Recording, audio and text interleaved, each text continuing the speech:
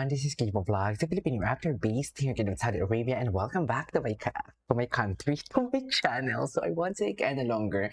Agad-agad for today's video, gagawa natin ng reaction video ang kay Carmel Collado na entry sa Eurovision Philippines or Eurovision Asia Philippines 2026. Actually, kami mga reactors, especially mga Asian reactors talaga, hinihintay talaga namin itong pagkakataon na ito na sana man lang talaga may Eurovision din tayo. So Eurovision is a singing contest which is lahat ng European countries is naglalaban-laban sila sa title. So from the this year ang nanalo is the Bulgaria.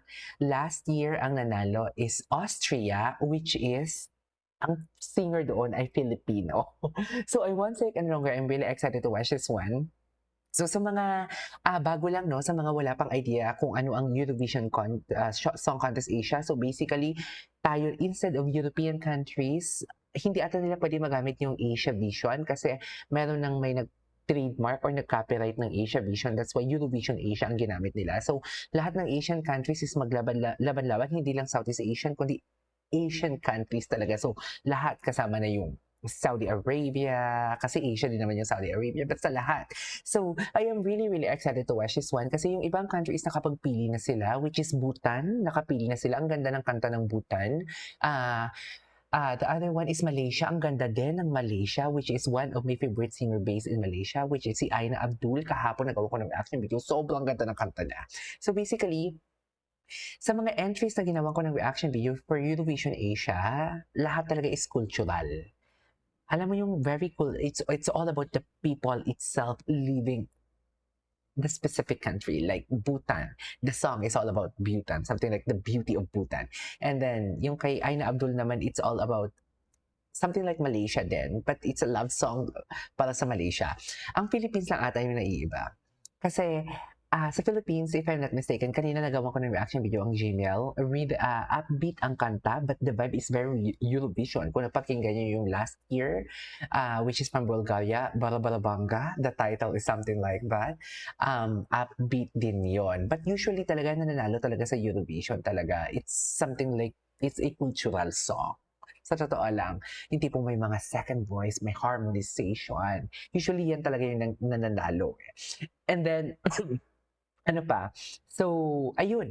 If ever man si Carmel ang mapipili, or Jmel, or kung sino man, paano pipiliin pa? Sino ba yung mga judges? Actually, may mga jury yan. Sa Philippines, may jury. Lahat ng countries may jury. Lahat ng magsasali may jury talaga yan. Ang Thailand, may jury and everything. So, for example, ang jury nating Philippines, ang pinaka-haya, magboboto tayo from 1 point to 12 points. Ang iboboto natin, yung other Asian countries. Hindi tayo pwedeng bumoto sa atin. So, ang ibang Asian countries din pwedeng bumoto sa atin, pero tayo hindi tayo pwedeng bumoto sa sariling bansa natin. Ganon din sa iba. Okay? So, I'm really, really excited to watch this one or to listen to this song. What is this song all about? Titignan natin kung masisliban natin kasi napakinggan ko na talaga yung kay ang Gmail kanina and it's a Eurovision vibe talaga. Promise. So, tignan natin ito. So, the composer is Gianna Camille and Mart Sam Emmanuel Kismat. Okay. Ay? Ay? Ay, hello? Ay?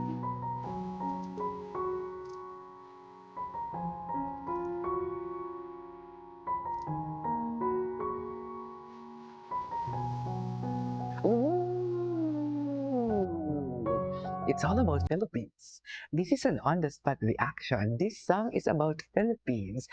Ang Genial kanina, hindi yun about sa Philippines. Pero maganda din yung kanta nila. But this song is for the Philippines. Filipina, di ba? So, this is an on-the-spot reaction. Hindi ko pa ito na-check. This is an on-the-spot. And kanina na-realize ko habang sa introduction na tahimik ako, no? Kasi parang I really love the beat. Pinipicture out ko or binivisualize ko kung if ever man si Carmel ang magpo-perform sa Eurovision Song Contest Asia, kung siya ang mapipili, binivisualize ko kung paano niya to ipe-perform. Sa totoo lang, alam mo yung dating niya sa akin, para siyang wait a minute, sino nga yung sa Greece last time na nag-perform, nag-represent sa Martha something, wait. Ano nga yung Yung no, no, no, no, no. No, other bukod kay Calabria, may isa pa, eh. Marina Sati. Para siyang the one who represented, Eurovision ng 2024, if I'm not mistaken. Para siyang Marina Sati, yung vibe ng kanta niya, something like that. Wait, wait, wait, wait.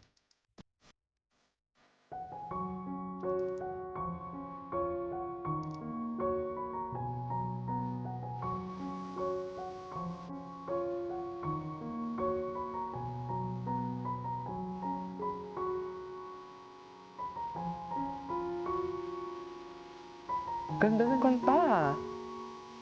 Ganda ng kanta. Oh my God, ang ganda ng kanta. Yung picture out ko talaga kung paano niya to.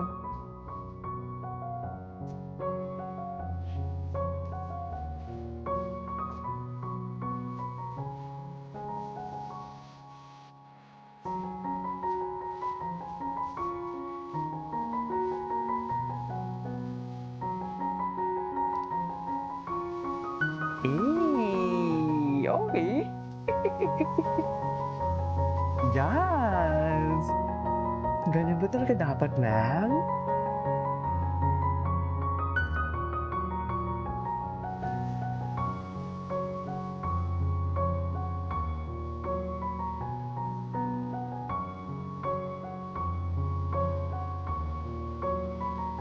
Hala, ang ganda ng kanta niya.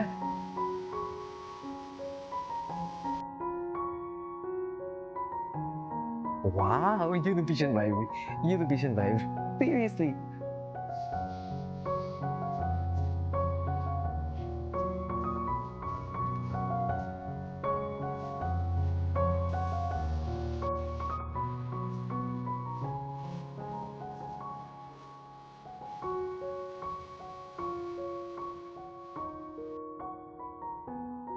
May rapping skills din.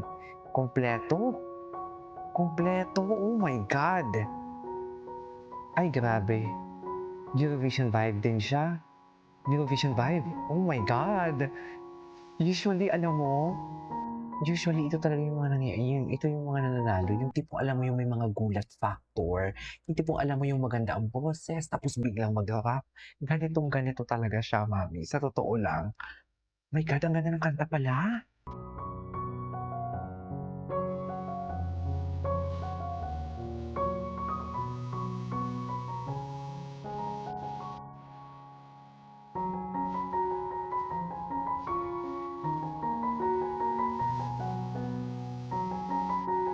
Ganda! Shit! Ang ganda ng entry ng Pilipinas!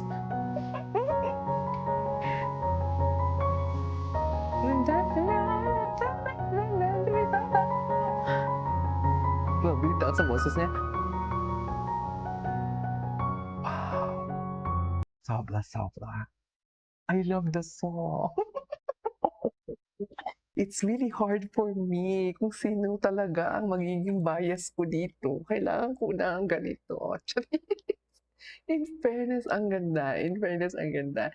Anyways, that is all for today's video. For Carmel Collado. This is Kibo Vlogs and see you on my next vlog. Bye.